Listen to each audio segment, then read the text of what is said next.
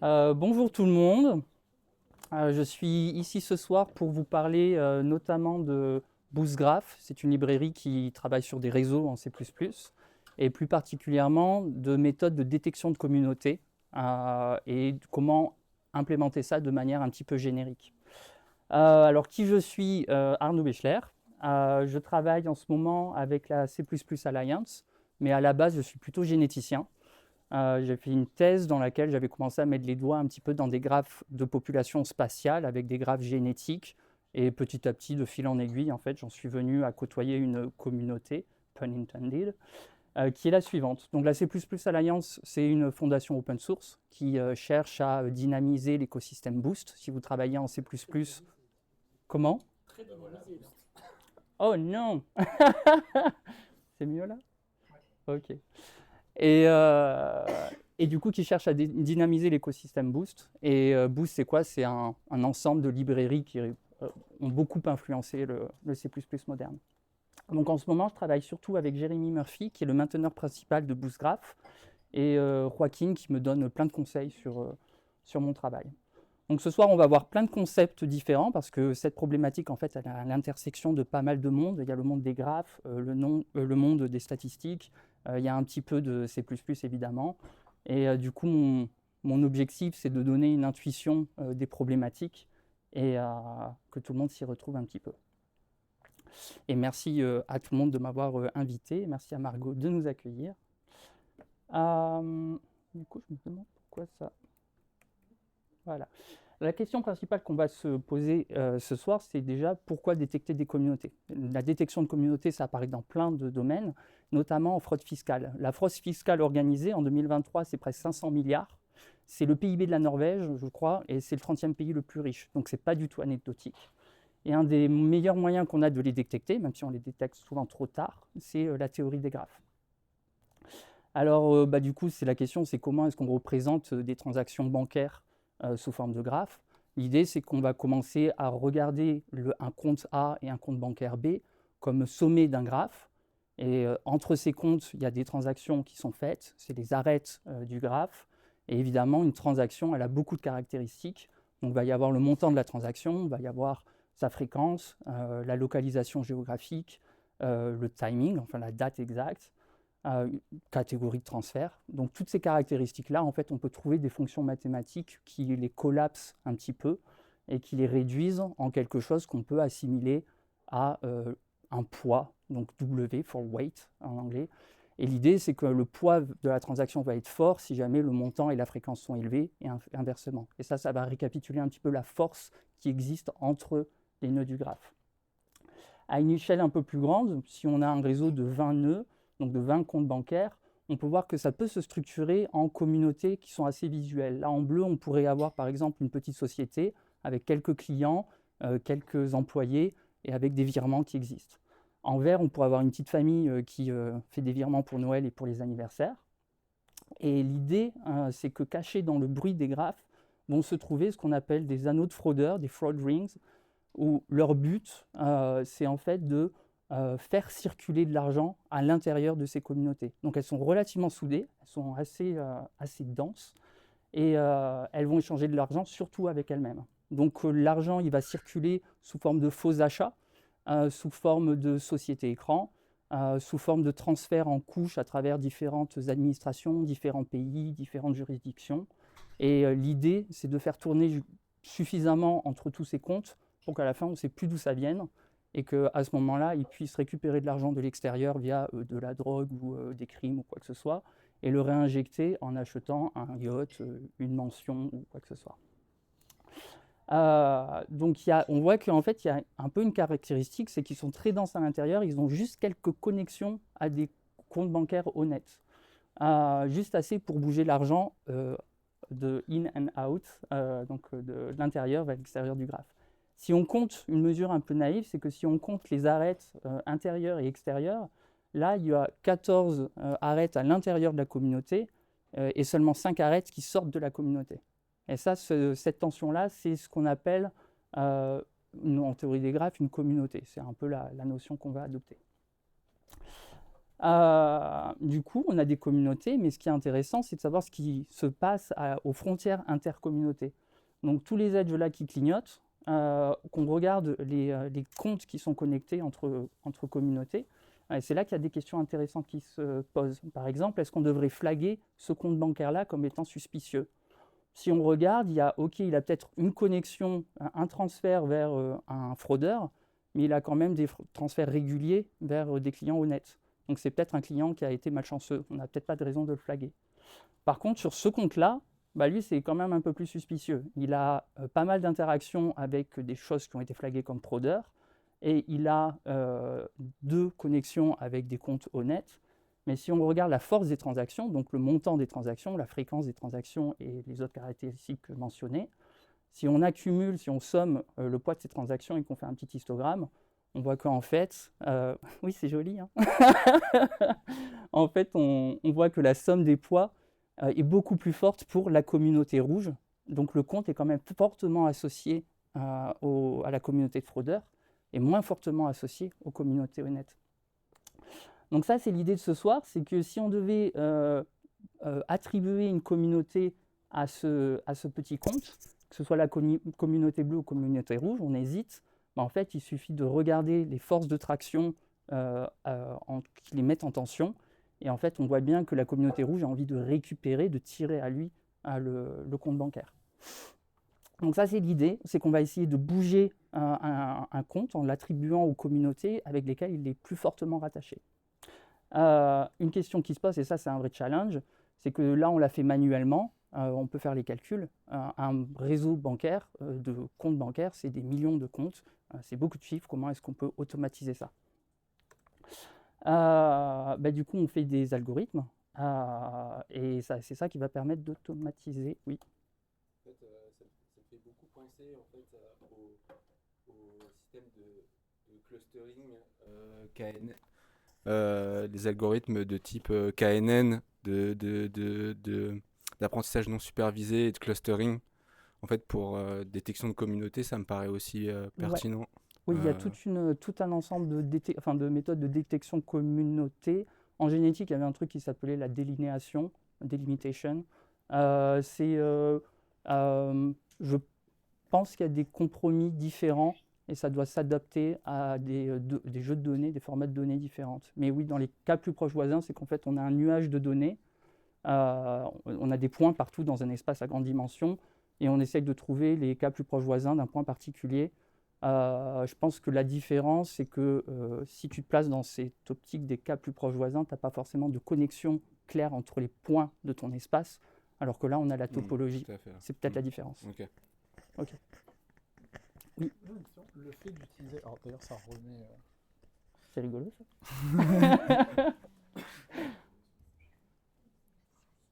Personne n'est épileptique? C'est le câble. Je pense que c'est le câble. Oui, c'est le câble. Alors.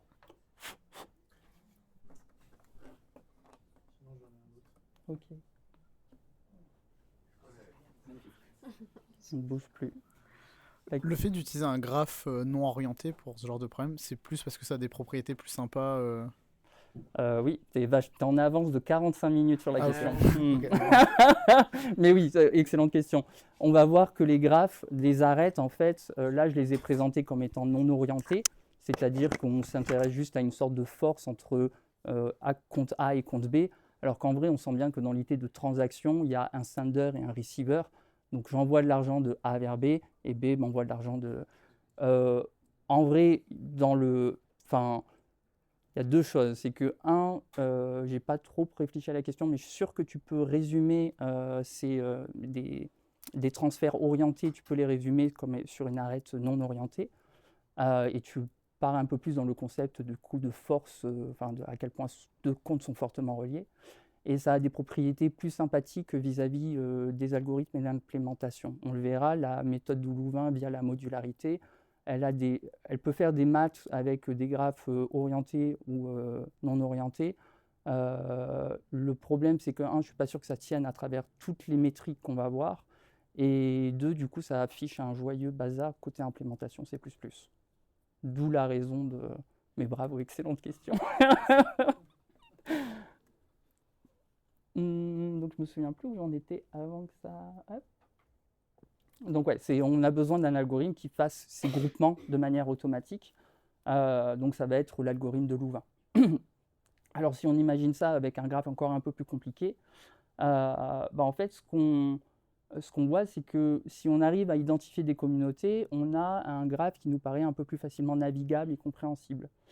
Et du coup, chaque communauté, quand on dit communauté, c'est vraiment cette idée elle est dense à l'intérieur et elle n'a que quelques connexions vers l'extérieur. Ça pourrait être un pays, ça pourrait être une ville, ça pourrait être n'importe quoi que l'abstraction en graphe permette.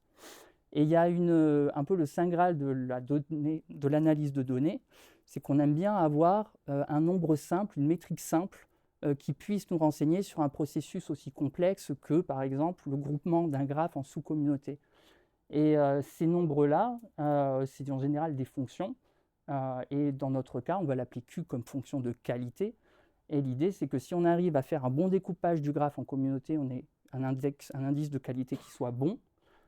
Que si jamais on se plante un petit peu, on dégrade le groupement, par exemple, en mélangeant un peu les rouges et les bleus, que l'index de qualité nous renseigne en disant attention, là, on va dans le mauvais sens.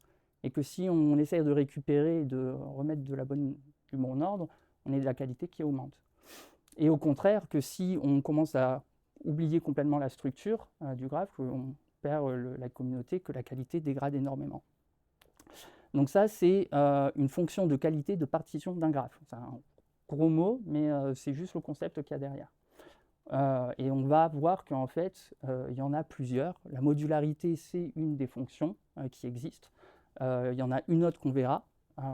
Et voilà. Le problème, c'est que là, quand on voit ces jolis groupements, on se dit visuellement, c'est facile. Et en fait, trouver le meilleur groupement d'un ensemble, c'est pas si évident que ça. On va voir que c'est compliqué. On a besoin d'un petit raccourci intelligent, une manière de naviguer ces groupements. Et puis là, ça va être tout l'intérêt de l'algorithme de Louvain.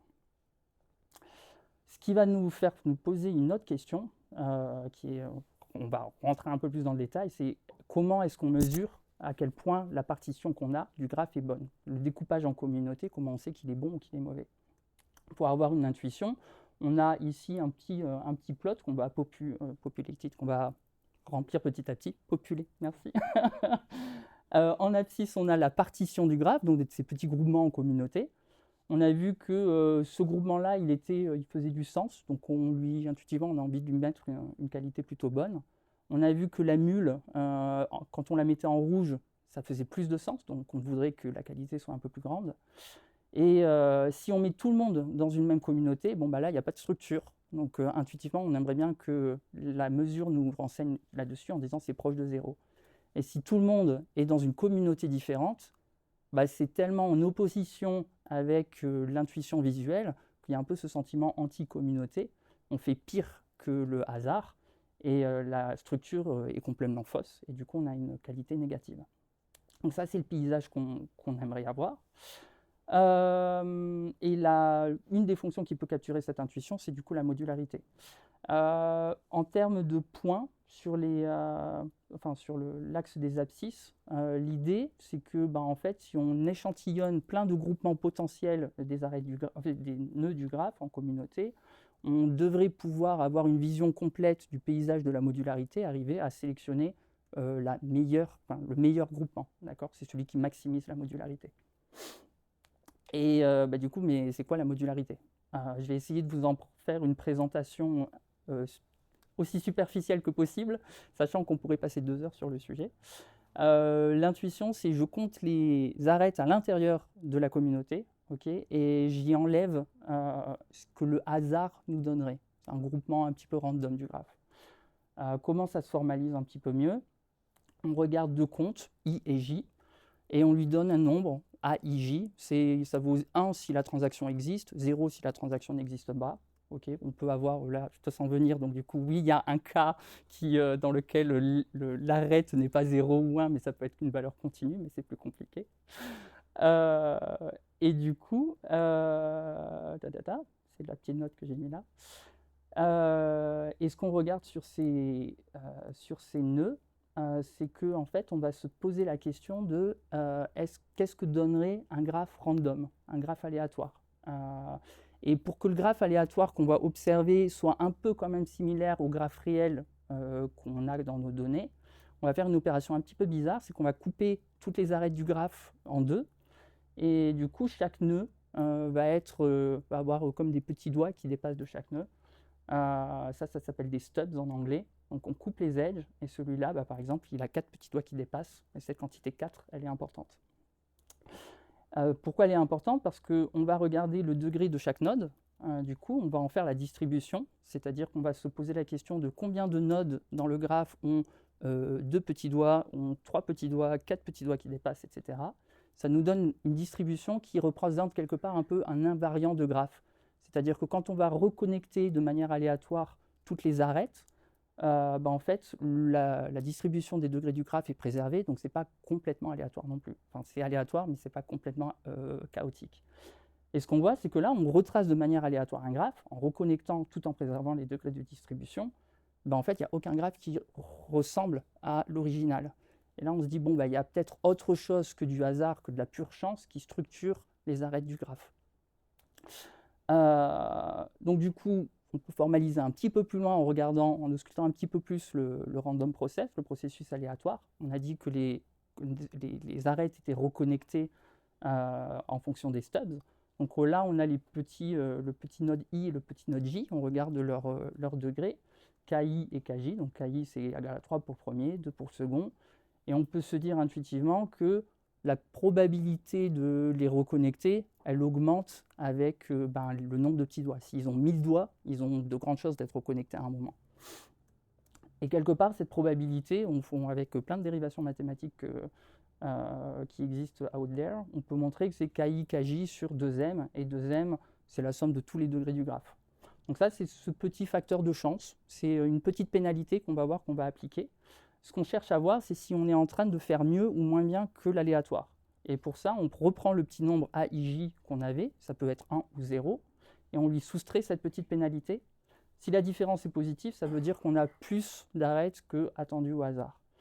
Si on s'intéresse à cette différence, une autre manière de le voir, ça serait de se dire, bon, qu'est-ce qui se passe si le groupement qu'on a est complètement faux, et défie complètement notre intuition? Par exemple, dans le graphe initial, si on disait tout le monde est bleu, en fait, ce qu'on voit là, c'est que tout le monde est dans une même communauté, mais aussi en étant dans cette même communauté, quand je vais prendre 2 nœuds au hasard dans cette communauté, vu que le graphe n'est pas dense, il n'y a pas une connexion de tous les nœuds du graphe vers tous les nœuds du graphe, la plupart du temps, ces 2 nœuds au hasard ne vont pas avoir d'arête.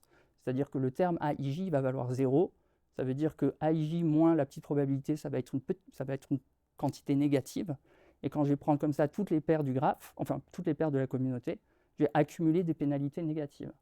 Et c'est ça qui va me dire, oula, là on commence à avoir beaucoup de pénalités, c'est peut-être pas un très bon découpage en communauté.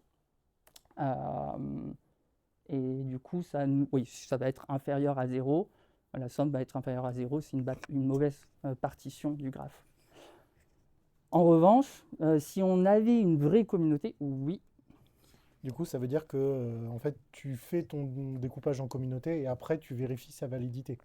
Oui, c'est ça. C'est-à-dire que et c'est une des questions que je m'étais posée avec cette présentation, est-ce que j'aurais pas mieux fait de commencer par présenter l'axe des abscisses avant de présenter celui des ordonnées? À un moment, je m'étais dit que ça flowait mieux, mais oui, en fait, la donnée d'entrée, c'est à la fois le graphe, la topologie, les poids des arêtes, et aussi le découpage en communauté, qui est la partition du graphe. Oui, c'est ça. Et du coup, si on regarde un petit peu quelque chose qui ressemble à une communauté un peu plus valide, qui était la bleue, en fait, cette communauté-là, sa définition, c'est qu'elle est plus dense que le reste du graphe. En gros, elle est plus dense localement. Donc là, quand je vais regarder 2 nœuds au hasard, ils ont quand même plus de chances de valoir 1. Enfin, l'arête a plus de chances de valoir 1. Et là, je vais encaisser un gros bénéfice. Alors, même s'il y a de temps à autre 2 acomptes dans la communauté qui n'ont pas de transaction, les bénéfices vont l'emporter. Donc la somme totale va avoir tendance à être positive. Et ça nous donne l'intuition de « ok, ça c'est une bonne communauté, on a quelque chose d'un peu dense ici ». Ça, c'est un bout de modularité. Ce qu'on va faire, en fait, c'est qu'il nous faut un terme pour ignorer tout ce qui se passe à la frontière intercommunauté. Donc, tous ces edges-là, tous ces arêtes, elles doivent dégager. La manière dont on s'y prend, c'est qu'on va définir une petite valeur delta qui va valoir 1 si les deux nœuds que j'ai prélevés sont dans la même communauté et 0 si ça ne l'est pas. Et du coup, on le met en produit de la différence et puis ça annule automatiquement la différence. Et maintenant, on va faire ça pour toutes les paires de vertex du graphe. Et puis, tu fais une somme, après tu normalises. Et ça nous donne la modularité au sens de Newman-Girvan. Donc voilà, ça c'est l'intuition. En termes de distribution des valeurs, si c'est supérieur à 0, ça veut dire que les communautés vont avoir tendance à être plus denses que ce que le hasard, le processus aléatoire nous donnait. Puis autour de 0, c'est que ce n'est pas beaucoup mieux que le hasard. Et inférieur à 0, c'est qu'on a ce sentiment anti-communauté, c'est qu'on a un groupement qui est complètement en contradiction avec l'intuition, entre guillemets. Donc ça, c'est bien. On a l'axe des ordonnées, maintenant l'axe des abscisses, qui est l'ensemble des partitions. C'est-à-dire qu'il nous faut quelque chose pour... on a la fonction de transformation, qui transforme le graphe et le découpage du graphe en modularité. Mais maintenant, c'est quoi en fait cet espace? Donc le domaine de la fonction. Chaque point, c'est un découpage, une séparation, une partition des vertex du graphe. Et donc, l'axe des abscisses, c'est l'ensemble des partitions des vertex du graphe. Je ne sais pas s'il y en a qui font un petit peu d'optimisation, mais c'est le moment de froncer les sourcils, parce que si je demande si on peut les énumérer, c'est que ce n'est pas très bon signe. Est-ce qu'on peut énumérer cet ensemble? Parce que si on pouvait l'énumérer, ce serait facile. Il suffirait d'aller chercher tous les découpages possibles du graphe, de calculer la modularité, et à la fin, on a tout l'info disponible, on prend juste le découpage qui nous donne le maximum. Oui, c'est très naïf, mais il y en a qui essayent, moi en test par exemple. Donc on se demande il y a combien de manières de découper ce set de vertex. Si on avait 2 vertex dans le graphe, il y aurait 2 manières. 3 vertex, on a déjà 5 groupements possibles. Si on a 4 vertex, on a 15, je crois. Et ce chiffre-là grandit, déjà avec 5 vertex, ça ne tient plus sur la diapo, il y a 52 manières de grouper ça en communauté.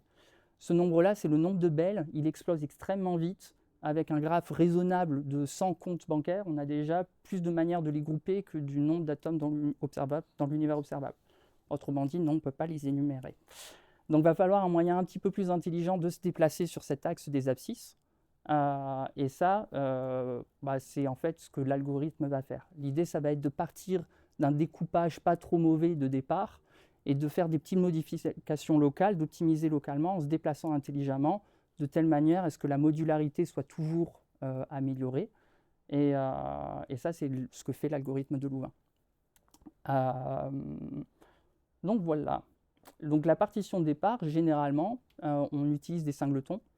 C'est-à-dire que chaque nœud ait sa propre communauté.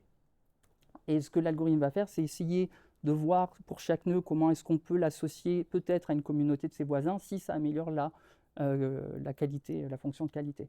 Et donc là, on voit que ça commence à s'agglomérer, il y a tout le monde qui rejoint ces petites communautés, jusqu'au moment en fait, où on n'arrive plus à avoir de mouvements possibles qui améliorent la qualité. Et dans ce cas-là, ça clôt la phase 1 de Louvain et on passe à la phase 2. La phase 1, ça s'appelle l'optimisation locale. La phase 2, c'est l'agrégation. On agrège toutes ces nodes de même communauté en un supernode. Ce qu'on voit ici, c'est que toutes les transactions intra-communauté à l'intérieur de la communauté deviennent des self-loops, donc transactions de soi-même vers soi-même. Et pareil avec les intercommunautés. Et ça, en fait, on va le répéter cette alternance de phase 1, phase 2, plusieurs fois. Louvain est un algorithme hiérarchique. On va découvrir des communautés de communautés de communautés. Avec un graphe un peu plus grand, c'est plus visuel. Donc le multilevel Louvain, il va faire ça. Il va commencer avec la partition de départ. Il n'y avait pas assez de couleurs, je pense.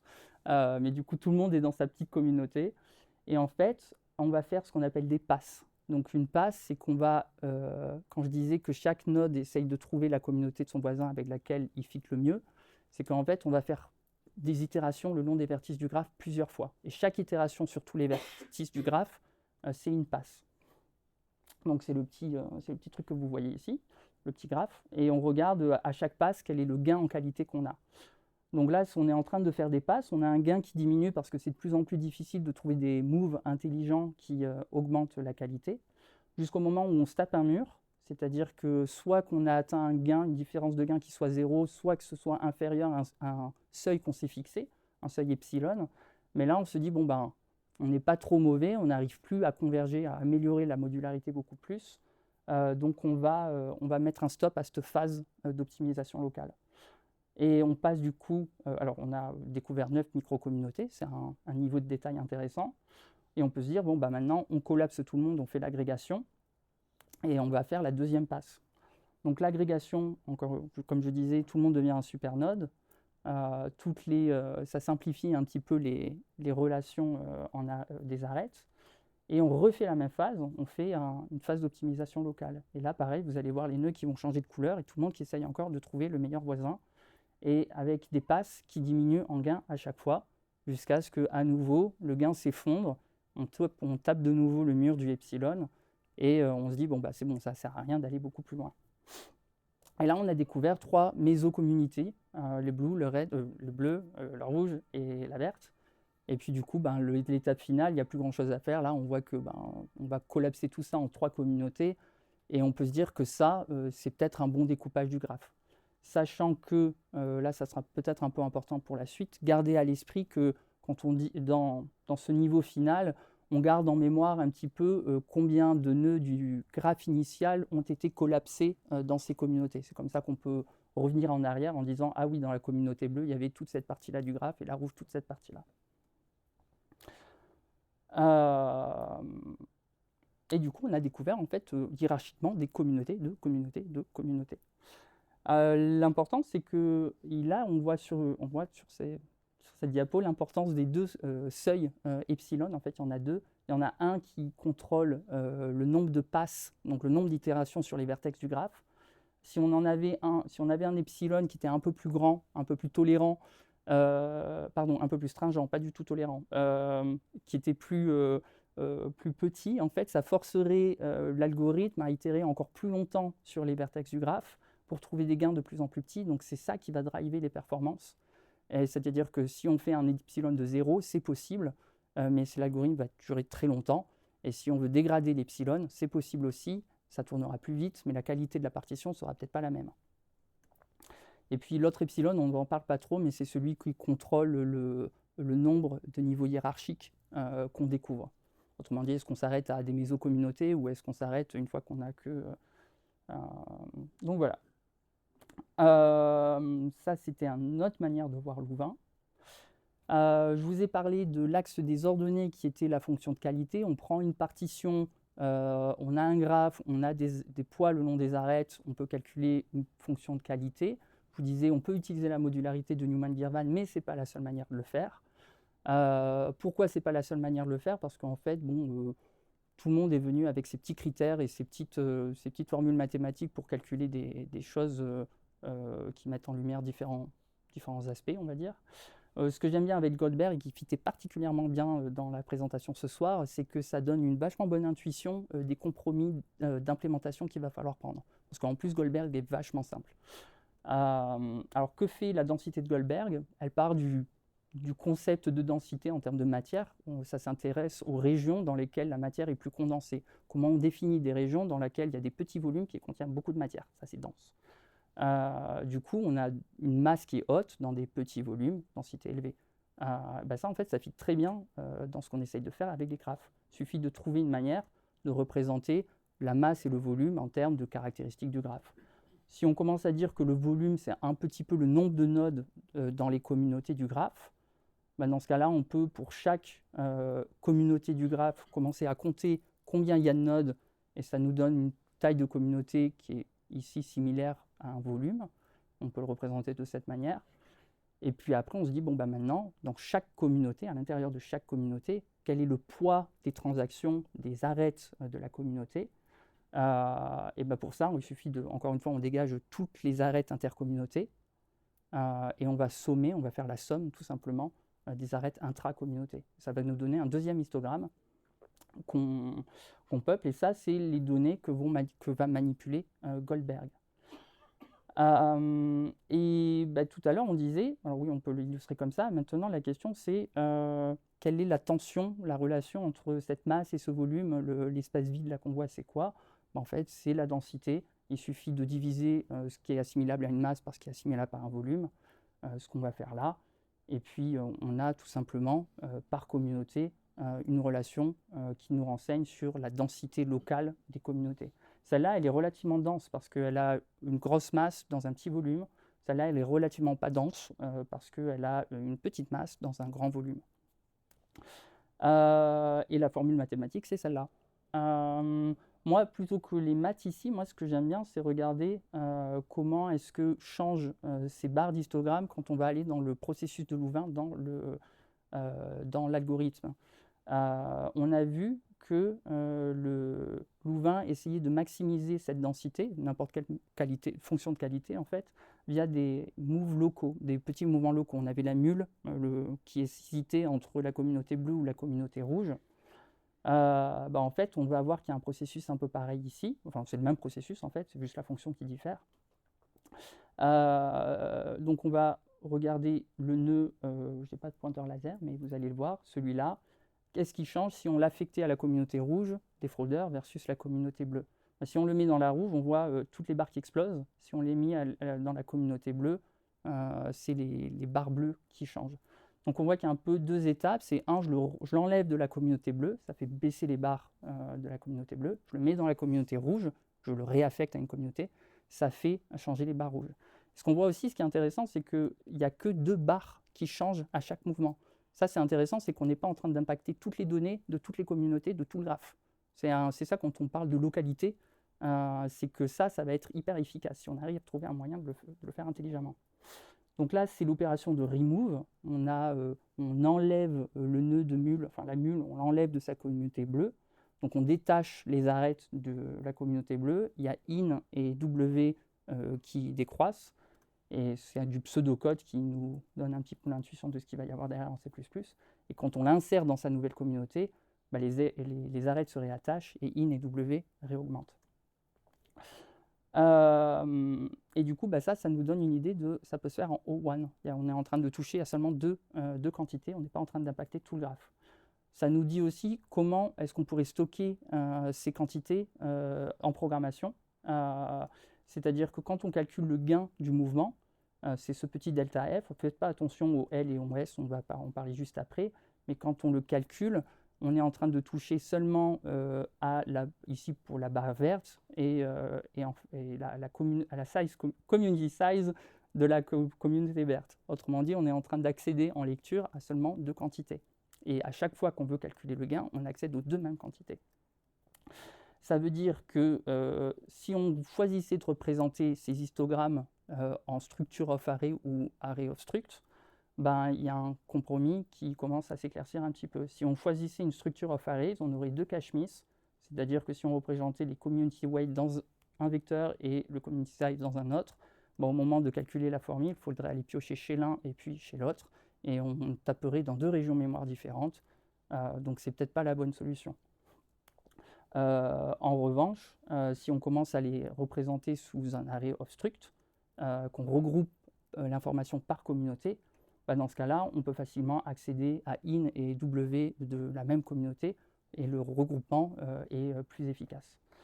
Donc ça gardez-le parce que ça veut dire que l'état de la communauté, le community state, c'est peut-être une petite structure qui vit sa vie toute seule. Elle n'est pas dans un grand array avec tout le monde. Et une autre caractéristique intéressante, c'est que quand on fait un scan, quand on s'intéresse à la mule et qu'on essaye de dire, pour l'instant tu es dans la communauté bleue, mais est-ce qu'on ne pourrait pas te donner une meilleure communauté? On est obligé d'ausculter tous les voisins. En fait, dans ce scan des voisins, il se trouve que quelles que soient les fonctions de qualité, il semblerait qu'on accède tout le temps au même nombre, aux mêmes quantités. Et c'est ce qu'on va voir parce que c'est ça qui va nous donner une idée de l'interface minimale. Alors, qu'est-ce que ça calcule, ce scan? Ça va calculer le poids de la communauté, des communautés adjacentes. Donc là, le poids des communautés bleues, le poids des communautés rouges, le poids des self-loops, des relations de soi-même vers soi-même. Collapse, on disait que c'est dans les niveaux hiérarchiques plus élevés, quand il y a un supernode qui est devenu agrégé, cette quantité est importante aussi. Et le weighted degree, c'est une quantité aussi qui est importante. Bah ça, quand on scale d'abord les voisins, on peut updater ces quantités. Et ce qu'on va voir, bah, c'est qu'une seule passe nous donne toute l'information dont on a besoin, et que surtout, il semblerait qu'il n'y ait pas de qualité de fonction de densité qui n'ait pas besoin de ces comment dire. Toutes les fonctions de densité ont à minima besoin de ces quantités-là. Goldberg n'a pas besoin de WD, on l'a vu, il y avait un S et un L, mais par contre Newman-Girva a besoin de WD, mais pas de collapse. Et du coup, ça veut dire que si on arrive à fournir à tout le monde la même interface à ces quantités, on a quelque chose qui commence à ressembler à une approche générique. Et du coup, quand on va gratter un peu plus loin, ces différentes... Toutes les fonctions de densité, leur état, les informations qu'elles manipulent ne sont pas limitées à celles-là. Il y a plein d'autres informations. Il faut chercher un moyen de les structurer un petit peu intelligemment. Et c'est ce que je suis en train de faire. Là, ce que j'ai implémenté n'était pas assez intelligent. Ça, c'est en train de converger vers quelque chose peut-être d'un peu mieux. On a ce qui est la configuration utilisateur, qui est en fait juste la paramétrisation des fonctions de qualité. Chaque fonction de qualité peut venir ou pas avec un petit paramètre qui ajuste son comportement. Par exemple, la résolution, dans la modularité, je ne l'ai pas montré, mais c'est un petit paramètre gamma qui ajuste un petit peu le comportement. L'idée de le mettre dans cette couche configuration utilisateur, c'est que je peux injecter cette info au moment où j'instancie ma fonction de qualité. Je fais Goldberg, parenthèse 3, et ça me donne une fonction de Goldberg paramétrée avec le bon paramètre. Et ça pourrait vivre comme un membre de ma structure. Et c'est constant, donc c'est seulement 7 au moment de la construction. L'interface algorithmique, on vient de le voir, c'est ce scan par voisin. Et c'est là où on va retrouver toutes les quantités qui en fait doivent être passées à la formule finale. La formule finale, c'est elle qui agrège toutes les données qui ont été éditées par insert et remove. Et ça, normalement, c'est relativement générique. Là où je suis beaucoup moins confortable, c'est sur tout le reste, parce que ça, c'est un peu le garbage collector, parce que c'est plein de quantités qui vivent un petit peu dans le contexte de l'algorithme. L'invariant, il n'est pas clair, la durée de vie, ça semble exister seulement une fois par niveau hiérarchique. Et puis, il y a plein de trucs bizarres qui se passent. J'aime pas beaucoup ce niveau, c'est ce que je suis en train de gratter dans un papier. La fonction prépare, ça semblerait être une interface intéressante. On aurait chaque fonction de qualité qui appelle une fonction prepare. On lui donne tout ce dont elle a besoin. Et c'est là la vraie question, de quoi elle a besoin. Et ça nous fabrique un petit objet contexte comme ça, qu'après, de manière interne, elle peut manipuler. Donc si on arrive à grouper les choses de cette manière-là, on a gagné.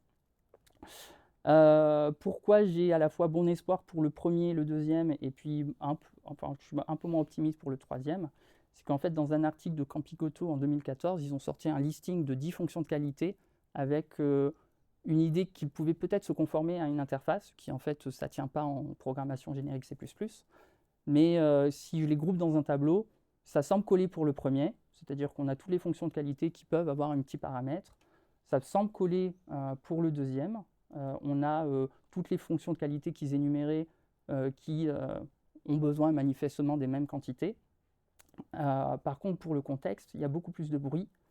Et donc là, moi, j'ai un peu une sensation de n'importe quoi dans la couche contexte. Et ma peur, si je fais juste avec ça, ça peut marcher. Par contre, ma peur, c'est que si quelqu'un vient avec un 11e critère, une 11e fonction, je me dis, mais dans ce cas-là, est-ce que ça ne va pas faire une cinquième colonne dans la 3e couche? C'est un peu la peur. Bon, à voir. Donc voilà, ça c'est l'idée des fonctions de qualité avec des interfaces peut-être un peu génériques. Maintenant qu'on a bien compris l'algorithme et les fonctions de qualité et la partition et qu'on a un peu le contexte, comment est-ce qu'on commence à aller intégrer ça dans une bibliothèque générique? Alors pourquoi bibliothèque générique? Parce que en fait, les représentations des graphes, on va voir qu'elles varient. L'algorithme de Louvain, il y a plein d'implémentations qui existent. Elles n'ont pas forcément les mêmes représentations de graphes. Une bibliothèque qui a essayé de résoudre ce problème, c'était la bibliothèque Boostgraph Library, où ils sont venus avec des interfaces relativement génériques. L'idée, c'est qu'on définit un algorithme et on peut y injecter n'importe quelle représentation de graphe qui répond à quelques contraintes. Donc Boost Graph, c'est ça l'idée. Alors, pourquoi je disais représentation d'un graphe? Parce qu'on a plein de niveaux de compréhension d'un graphe. On a le niveau visuel. Là, on a plein de nœuds connectés par plein de traits. Les nœuds peuvent avoir des numéros, les traits peuvent avoir des petits poids. Mathématiquement, déjà, on voit que c'est défini un petit peu différemment. Un graphe est un ensemble de vertex et un ensemble d'edge, enfin d'arêtes. Les deux ont une cardinalité qui sont différentes. Un ordinateur, il ne raisonne pas trop avec des ensembles. Il faut stocker ces informations. Et une manière bourrine de stocker l'information, mais qui est aussi dans tous nos livres d'école, c'est la matrice d'adjacence. Vous sentez venir le deal. Donc on va prendre chacun des vertex du graphe, on va mettre les vertex en colonne, les vertex en ordonnée, et puis chaque fois qu'il y a une transaction entre les deux comptes, on va remplir petit à petit la matrice. Ça marche, par contre la matrice elle est à 80% vide. Pour ta question, oui, ça marche aussi si jamais il y a des edges qui sont directed, et j'ai même fait une slide pour ça. C'est-à-dire que là-dedans, ça peut marcher si jamais mon transfert de A vers B n'est pas égal à mon transfert de B vers A. Bon, la matrice d'adjacence permet de représenter cette différence. Par contre, si c'est indirected, c'est-à-dire que c'est la même chose, on peut essayer de gagner un petit peu d'espace en disant c'est symétrique, je n'ai pas besoin de la moitié du stockage, donc je divise mon espace de stockage par 2. Mais le problème reste quand même à moitié aussi violent. Et surtout, le vrai coup, c'est que tous les algorithmes, ou presque, à chaque fois, quand on traverse un graphe, on a besoin de s'orienter dedans. Il faut forcément ausculter les voisins de chaque nœud. On essaye d'itérer sur le voisinage d'un node. Et ça, là, on est en train d'itérer sur beaucoup de cases vides. Donc on se voit bien que ce n'est pas forcément efficace ni en mémoire, ni en runtime. Ce qu'on va faire, du coup, c'est on va essayer de contracter tout ça. C'est la liste d'adjacence. Et dans ce cas-là, on liste seulement les voisins du graphe. On a une meilleure utilisation mémoire, et c'est surtout que quand on va commencer à itérer, du coup, on peut itérer seulement sur les voisins. Si on avait que ces deux représentations, ce serait trop facile. Il y en a une troisième, il y en a sans doute d'autres. C'est le compress parse throw. L'idée, ça va être de tout flatten, tout aplatir encore plus. Comme je n'avais pas la place sur l'écran, on va seulement s'intéresser aux premières communautés. Ce qu'on va faire, on va mettre tout le monde dans un seul arrêt linéaire. Et la manière, ce qui va représenter les voisins, et la manière de le lire, si on regarde le vertex 0, c'est qui ses voisins? C'est 1 et 2. Le vertex 1, c'est qui ses voisins? C'est 0, 2 et 3. Et on remplit comme ça l'arrêt du CSR. On commence à sentir qu'il y a une information qui manque là pour s'orienter de manière intelligente là-dedans. C'est où est-ce que chaque slice commence et s'arrête. Du coup, il y a un deuxième arrêt qui vient en renfort et qui nous dit pour le V0, en fait, il commence à 0, et où est-ce qu'il s'arrête? C'est le deuxième élément, c'est l'information qu'on voit là, et c'est un peu un itérateur, en fait, c'est vraiment begin et end. Et du coup, le V1, enfin le vertex 1, il commence ici, et où est-ce qu'il finit? Il finit à 5, etc. Et c'est comme ça qu'on lit le CSR. On a une très bonne localité en cache, c'est vachement intéressant. Il y a un trade-off, un compromis deux fois un petit peu massif à faire, c'est qu'en fait on ne peut pas modifier cette représentation, il faut la reconstruire from scratch. C'est-à-dire que c'est très bien pour travailler sur des graphes qui ne sont pas mutables, parce que si on commençait à rajouter des voisins au milieu, etc., on perdrait un petit peu l'avantage du truc. Donc tout ça, il y a des compromis, et ces compromis-là, ils sont navigables assez facilement. La matrice est assez souvent pas bien. C'est bien pour des graphes très denses et directed. La liste d'adjacence, au contraire, c'est un bon compromis général. Si vous ne savez pas quel type de graphe choisir, prenez une liste d'adjacence. Et puis le CSR, c'est bien si jamais vraiment vous êtes garanti que vous n'allez jamais modifier votre topologie. Il y a aussi le fait que dans les bibliothèques génériques comme Boost et puis BoostGraph, on n'aime pas les compromis, c'est-à-dire qu'on n'aime pas faire des choix que les utilisateurs n'ont pas demandé. C'est-à-dire que la bibliothèque va pas choisir un compromis pour vous. C'est à vous d'injecter votre compromis.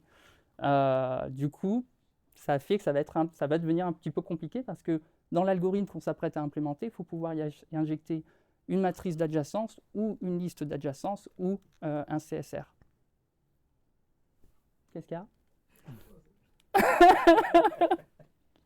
Il reste 20 minutes. Non, je plaisante. Mais on commence à voir le deal du... OK. Oui, pardon. Ouais, quand tu dis que le CSR, la localité est optimale, il y a quand même un truc que je vois pas dedans qui est que l'ordre des nœuds dans le CSR est celui qui a été entré au début, mais il n'y a rien qui fait que des nœuds connectés seront proches à l'intérieur de ton grand tableau. Que des Tu vois nœuds ce que je veux dire? fortement connectés, oui, c'est possible. Et du coup, est-ce qu'il n'y aurait pas moyen d'optimiser encore plus le CSR, c'est-à-dire je ne sais pas par quel algo magique et tordu, de déterminer l'ordre dans lequel on met les éléments dans le CSR de façon à assurer une meilleure localité de cache qu'un CSR qui serait rempli dans un ordre aléatoire. Pour les voisins, ce qu'il faut, ça me fait penser, si tu fais ça, il faudrait limite dans la représentation de la liste d'adjacence, peut-être que tu déplacerais les vertex pour avoir ceux qui ont le plus de voisins d'abord, ou ce genre de... Non, parce qu'il faudrait... Non, parce c'est que c'est différent, pas, c'est c'est pas différent, ce oui, qu'on a le oui, plus oui. de voisins, c'est Oui, encore plus plus de voisins. si tu le représentes graphiquement, si Ouais. tu fais ça, c'est pas rentable. Ouais. Si tu fais plutôt cela, puis cela, puis cela, c'est plus rentable. Donc, d'un certain point de vue, ce serait presque déjà une première partition du graphe qui aurait pour but de remplir un D'optimiser, CSR de manière optimale pour mieux optimiser le cache. Alors, j'ai pas la réponse à ta question, Ouais. mais je sais qu'il y a forcément quelqu'un qui a eu cet instinct foireux et qui a écrit quelque chose dans la littérature. D'accord. Et j'irai chercher en vrai. T'as la réponse, toi? Aucune idée. Ok. Quelqu'un a la réponse? Ok. C'est juste que voilà, quand tu as dit que c'était optimal, j'ai eu l'impression Oui, qu'il y avait peut-être un truc à gratter encore plus en fait. C'est juste ça quoi. Oui, oui, oui. Ben, j'irai chercher, je te dirai. Ça fera un quatrième représentation à faire rentrer dans l'algorithme. Merci. C'est la même représentation au final. Oui, c'est la même interface. Oui, oui. Ok. C'est dans la numérotation. Ouais, faut noter de manière. Merci. Bah, du coup, sur ces trois représentations-là, sachant que, comme on vient de le voir, il suffit que quelqu'un vienne avec une idée d'optimisation et on a une quatrième représentation, d'où l'importance d'avoir des algorithmes génériques. BoostGraph, il vient avec ces trois formats pré-remplis. Donc, on a Adjacency Matrix. On lui passe un petit selector, S pour selector, je sélecte le format undirected. Adjacency List, on peut customiser comment est-ce qu'on représente le stockage interne avec des sélecteurs de VecS, ListS et setS. Chacun vient avec ses propres compromis, etc. Et on a le CSR. Du coup, comment on écrit du code qui marche avec tout le monde? Ça demande de s'intéresser aux primitives de la Bootstrap Library. On a pas mal de free functions, mais qui vont permettre des opérations atomiques. On peut demander le nombre de vertex d'un graphe, on peut demander le nombre d'arêtes d'un graphe, on peut itérer sur les vertex du graphe, on peut itérer sur les edges, sur les arêtes du graphe, et puis on peut demander pour un nœud donné toutes les arêtes sortantes, et pour le même nœud, toutes les arêtes rentrantes. Et deux choses, c'est que si on a un graphe et une arête, on peut demander la destination, donc à qui j'envoie l'argent, et on peut demander la source et qui c'est qui a envoyé l'argent. Avec ça, on peut déjà faire plein de choses. Il y a un avantage au full function relatif au fonctionnement en termes de généricité, j'en parlerai pas trop. Mais si on devait implémenter un algorithme très naïf qui traverse le graphe, on pourrait faire comme ça, on injecte un type de graphe, donc l'algorithme lui-même ne fait aucun pari sur le type exact, c'est un type template. On injecte le graphe comme argument template et on lui dit on commence à itérer sur les vertex et avec ça tu récoltes des edges en allant sur les edges sortants, sur les arêtes sortantes et tu visites la target de l'arête que tu es en train de visiter. Donc ça, c'est pour vous montrer un petit peu quelles seraient les signatures génériques. Oui. C'est quoi l'intérêt de faire des fonctions libres plutôt qu'avoir une classe mère sur laquelle on implémente? Alors une classe mère au sens de héritage et... Une interface libre sur laquelle on a les fonctions pas implémentées que tu implémentes quand tu veux faire un nouveau graphe. Ok, tu parles de polymorphisme au runtime. Ok, ça c'est... comment dire il y a deux compromis qui viennent. Le premier, c'est que si tu fais de la généricité, si tu fais du polymorphisme de cette manière-là, tu es en train de lier tous tes types à la même hiérarchie de types. Ça veut dire que... alors, ça ne répond pas directement à ta question, mais par exemple, la STL, quand elle a besoin de généricité, si jamais elle utilisait de l'héritage, elle ne pourrait pas généraliser sur les types primitifs. Il y a cette idée Donc ça, c'est un premier problème. Le deuxième problème, c'est la table virtuelle. Quand tu fais du polymorphisme runtime, tu as des problèmes de performance. Pas forcément, ça dépend des TOC, des benchmarks, etc. C'est l'idée générale. Et pour les fonctions membres spécifiquement, c'est que tu peux toujours, si ce n'est pas une fonction membre, tu peux toujours venir avec une overload, une surcharge de ta fonction libre qui marche pour ton type spécifique, alors que dans l'autre sens, ce serait beaucoup plus tricky. Donc ça répond à ta question? Cool. Donc oui, et une autre abstraction de la BGL qui n'est pas forcément très confortable, c'est comment est-ce qu'on attache des données aux membres du graphe. Autrement dit, si je devais représenter la communauté d'un vertex, c'est pas aussi simple que de dire mon vertex 1, sa communauté c'est A. Pourquoi? Parce que si on faisait le choix de dire on va stocker tout ça dans des vecteurs, qu'on écrit un algo générique sur type de graphe, mais qu'on commence à lui dire qu'il prend dans sa signature un vecteur d'entier, en fait on est en train de complètement verrouiller l'implémentation en lui disant qu'il a besoin d'un vecteur. Et dans ce cas-là, la question c'est qu'est-ce qui se passe le jour où l'utilisateur n'a pas un vecteur, mais un array ou voilà, un in-place vector. D'où l'importance d'avoir des bibliothèques génériques. Mais ça fait une interface forcément un peu plus abstraite et un peu moins confortable. L'idée de l'utilisation des property maps, c'est qu'on alloue un storage, donc ici un vecteur de int, de la taille des communautés, de la taille du graphe. Ensuite, il faut faire un mapping, et ça c'est pas très intuitif, mais un mapping pour chaque vertex du graphe, il faut lui donner un indice. Et ce qui n'est pas intuitif, c'est qu'en fait, dans les représentations de graphes, selon celle qu'on choisit, quand on a un descripteur d'un vertex, ce n'est pas forcément quelque chose qui ressemble à un entier ou à un index. Et du coup, des fois, il faut faire ce mapping en disant, là, j'ai un descripteur, j'essaye de lui associer un index, et après, avec cet index, je peux m'y retrouver dans mon vecteur de communauté. Donc, ça vient en 3 temps. Donc voilà, quand vous manipulez des vertex avec Bootstrap, vous ne dites pas que vous pouvez indexer un array avec ça.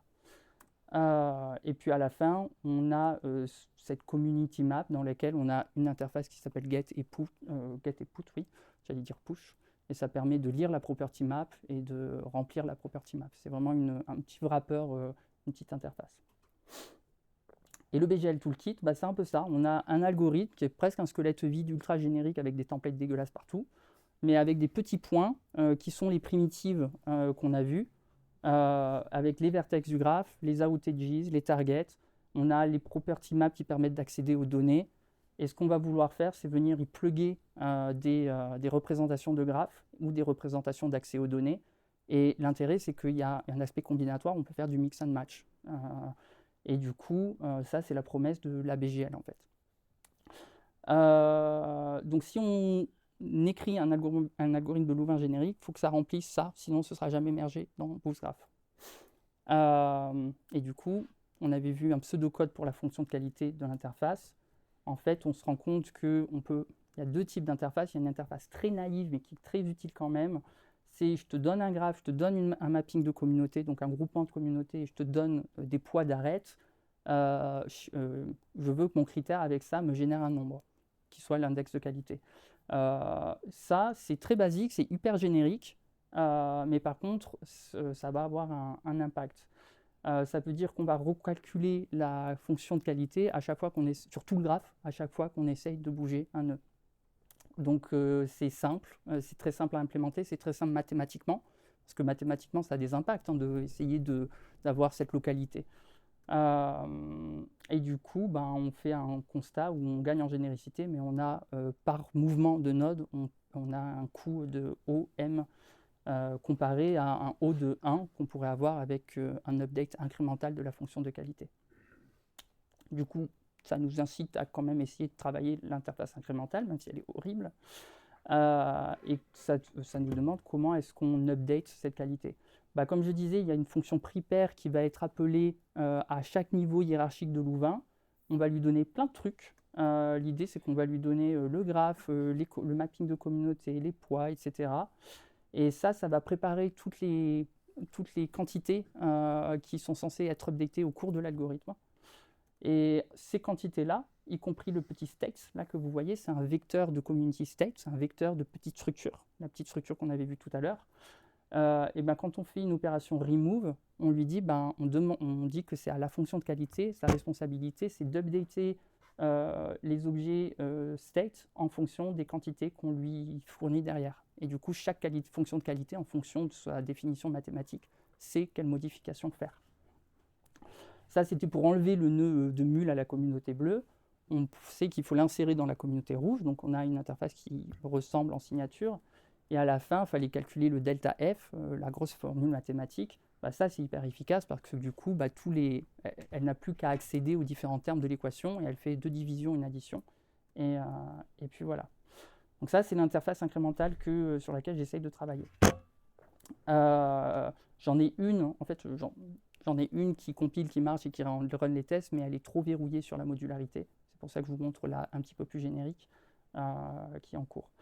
Pour une implémentation réelle, par exemple dans Goldberg, dans une structure de Goldberg density, on pourrait avoir cette fonction-là. Elle récupère des objets de cette signature. Vous voyez qu'il y a des paramètres qui ne sont pas utilisés, parce que toutes les fonctions de densité n'utilisent pas forcément les mêmes infos, mais il faut qu'elles aient une interface cohérente.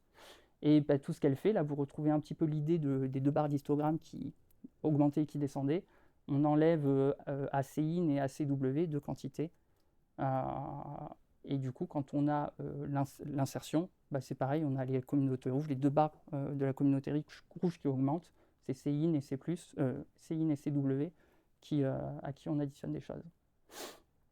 Là, le titre est un peu mal trouvé, c'est pas forcément une politique, c'est plutôt un pattern de visiteur au sens de la Bootstrap Library. Si on devait définir qu'est-ce que c'est une fonction qualité en implémentation qui fonctionne dans le cadre de la BGL, ça aurait sans doute une gueule comme ça. C'est-à-dire qu'il y a la structure Goldberg Density, elle n'est pas templatée. À l'intérieur, elle définit comme service un type qui te dit quel est le community state que je manipule. Ça, c'est templaté et c'est utilisé depuis l'intérieur de l'algorithme, c'est récupéré. Et après, pareil, même concept avec la petite structure nested de contexte. Elle définit elle-même ce dont elle a besoin comme contexte et elle sait comment instancier ça en fonction des informations que l'algorithme va lui fournir. Et après, on a prepare, remove, insert, gain et quality.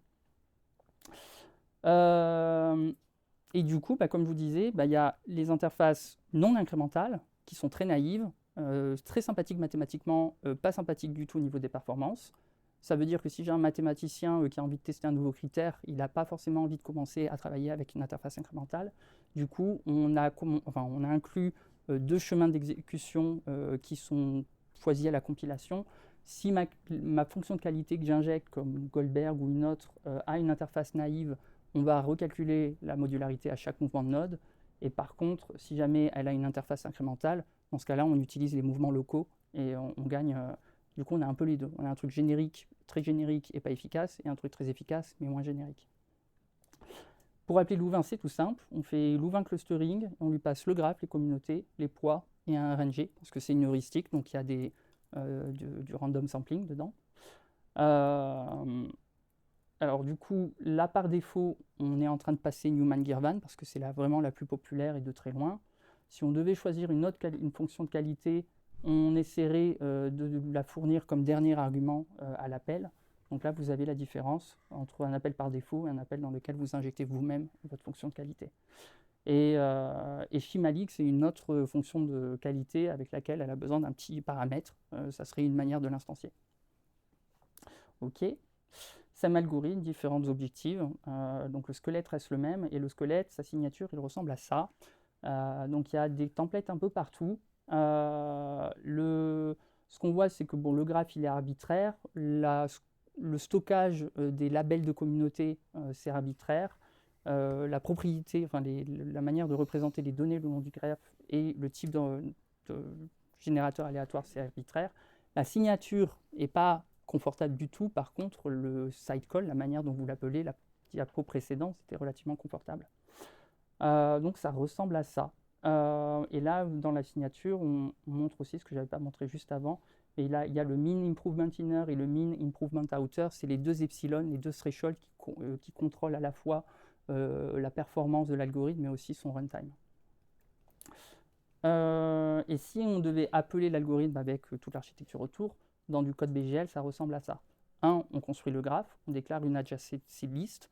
on règle les petits détails de représentation interne des données. VecS, VecS, c'est les sélecteurs qui sont plus efficaces dans ce genre de contexte. On prend un graphe undirected, et puis après, on dit qu'il n'y a pas de propriété particulière attachée au nœud du graphe, et qu'il y a un poids associé aux arêtes. Et après, pour préparer des property maps, on s'y prend comme ça. Ça, je vous l'ai déjà montré. C'est la manière dont créer la première map de communauté. Et ensuite, pour le clustering, on l'appelle, on lui fournit les informations dont il a besoin. Et ce qui est intéressant, que j'ai oublié de dire, c'est qu'en fait, en type de retour, on obtient la mesure de la qualité finale du groupement, du groupement final. Mais aussi, on a un output parameter qui est la community map qu'on a injectée au début. Cette community map, elle va nous être retournée parce qu'on a besoin de savoir pour chaque nœud quels sont les labels de communauté qui ont été découpés. Donc c'est comme ça qu'on lirait le code. Ouais, ça c'est bon. Et puis du coup, quand on implémente un algorithme, une heuristique aussi générique, il y a 3 questions qu'on se pose. C'est est-ce que mon algorithme il est correct? Est-ce qu'il tourne relativement vite? Et est-ce qu'il est plus général, plus générique que ses voisins, que ses compétiteurs? Et j'ai fait quelques benchmarks pour essayer de voir où est-ce qu'on en est avec la version actuelle. Donc en termes de correctness, on peut regarder ici, on va travailler sur des graphes synthétiques. On va faire augmenter la taille du graphe, c'est le 10 puissance 3, 10 puissance 4, 10 puissance 5, et ça nous donne des tailles de graphes de plus en plus grandes. Et on va regarder sur ces graphes-là combien on trouve de communautés pour chacun des outils de détection de communautés que je connais. Il en manque un, parce que je ne sais pas pourquoi le benchmark ne l'a pas généré, mais il existe. Alors NetworkX, c'est un framework Python qui implémente Louvain. yGraph, c'est un framework C qui implémente Louvain. GenLouvain, c'est une implémentation C++ qui manque ici, qui aurait dû être rouge, mais elle va réapparaître après. Et ensuite, on a toutes les implémentations de la BGL. Quand je dis les implémentations de la BGL, c'est qu'on a un algorithme dans lequel on est en train d'injecter plusieurs types de représentations de graphes. C'est pour ça que vous avez plein de courbes différentes de couleurs pour la Boost Graph Library. Pourquoi il y a un epsilon -6? C'est qu'en fait, c'est GenLouvain. Je crois que c'est yGraph qui prend un epsilon de 0 et qu'on ne peut pas modifier. Enfin, c'est pas injectable. Et GenLouvain, il prend un epsilon de 10 puissance -6 et c'est pas injectable non plus. Donc si je voulais un moyen de comparer tout le monde, il fallait que je prenne un 0 par défaut et un 10 puissance -6 pour epsilon. Et puis ce qu'on voit, c'est que en termes de nombre de communautés détectées, tout ce petit monde s'aligne relativement bien. Tout le monde semble à peu près d'accord. Il y a un peu de variance, ce qui n'est pas aberrant pour un heuristique, mais ce n'est pas affolant. Et quand j'ai vu ça, ça m'a un petit peu rassuré. Et j'arrive pas à avancer. Hop. Une autre manière de faire, là c'est tout petit, j'espère que vous avez de bons yeux, c'est que là on travaillait sur des grands graphes synthétiques. On peut aussi travailler sur des petits graphes qui sont réels. Donc dans la littérature des graphes, il y a plein de types de graphes. Il y a le Karaté Club, c'est plein de petites instances de réseau qui ont été tellement étudiées et tellement benchmarkées que ça donne un petit peu, on sait à quoi s'attendre en cours. Donc quand on fait des benchmarks sur des graphes, on finit toujours par faire ça. Et là, on voit pareil, on a en ordonnée les types de graphes réels. En abscisse, on a le nombre de communautés détectées en moyenne. Et on voit que quelles que soient les implémentations, NetworkX, iGraph, GenLouvain ou la BGL, tout le monde a à peu près la même variance en nombre de communautés détectées. Donc ça aussi, c'est relativement rassurant. Et maintenant, ça c'était pour la correctness. Maintenant, en termes de runtime, qui est très lent, ça ne fait pas beaucoup de surprises en fait. Donc on a les graphes synthétiques en abscisse, on a le temps que ça prend en ordonnée. Les deux gros perdants, c'est le framework Python et l'implémentation de matrices d'adjacence de la BGL. Ça fait du sens, c'est que Python, on le sait, quand on le choisit, ce n'est pas pour ses performances. Et la matrice d'adjacence, vu qu'on passe notre temps à itérer sur des voisins qui sont vides, on perd un temps fou. C'est pour ça que j'ai même dû arrêter le benchmark là, parce que déjà, ça faisait exploser le temps de CI. Et ce qui est encourageant, c'est que si on regarde où se situe la BGL, elle est plutôt dans le bas de ces courbes-là, notamment l'implémentation BGL VecS avec un epsilon de 0 ou un epsilon de E-6. Le plus efficace, c'est E-6, parce qu'évidemment, c'est moins stringent, donc on demande à l'algorithme de moins aller gratter des gains de plus en plus petits. Et on a pu vérifier juste avant que même avec un epsilon de -6, on n'avait pas une trop grande dégradation du découpage en communauté. Et je vous ai un peu embêté avec interface naïve versus incrémentale. Et du coup, c'était intéressant de montrer pourquoi c'est important. C'est que là, on a en abscisse plusieurs structures de données de graphes, plusieurs représentations de graphes, avec plusieurs tailles de graphes différentes. Mais en gros, en vert, on a injecté dans l'algorithme de Louvain, pour les mêmes graphes, on a injecté une fonction de modularité qui respectait l'interface incrémentale, et en rouge, qui était juste une implémentation naïve. Et ben, on voit qu'en fait, il y a quand même un bon gain en performance quand on a une interface incrémentale, parce que du coup, on n'est pas obligé de recalculer tout le temps la métrique. Et ça, c'est attendu sur des grands graphes. On s'attend à ce que cette différence explose. Donc voilà, ça c'était un peu tout ce que j'avais à vous dire. J'espère que je ne vous ai pas trop tué. Il y a quoi qui vient derrière? J'aimerais bien, en termes d'objectifs, j'aimerais bien finir Louvain. Ça veut dire continuer à travailler cette interface, généraliser les critères de terminaison, parce que c'est aussi un gros point de variation. Ce n'est pas forcément epsilon la bonne attraction. Il y a plein de gens qui travaillent sur plein de trucs différents. J'aimerais bien aussi continuer à agrandir les méthodes de détection des communautés dans la Bootstrap Library. Ça veut dire des algorithmes tels que Leiden, tels que le Stochastic Block Model. Le label Propagation, c'est un des plus faciles, donc ça devrait aller. Et puis j'aimerais bien quand même faire des trucs un peu plus reposants, donc résoudre des petits bugs de la BGL qui existent. La documentation, ça ne va pas être reposant, parce que si vous avez traîné sur la doc de la Bootstrap Library, c'est du vieux HTML d'il y a 26 ans. Ils ont fait un travail énorme il y a 26 ans, mais du coup, c'est un peu... les choses ont changé, il faudrait complètement la réécrire. Et puis avec Jeremy Murphy, donc le mainteneur principal, on commence à se poser des questions sur peut-être une V2, parce que pareil, en 26 ans de C++, il y a plein de choses qui ont fini. Puis là, je vous ai mis un petit... moi aussi, j'ai des QR codes partout. Mais si vous voulez, si ça vous intéresse, etc., j'ai mis un petit survie avec juste quelques questions. Je ne vous embêterai pas, promis. Et j'ai fini. Merci à tous pour votre attention.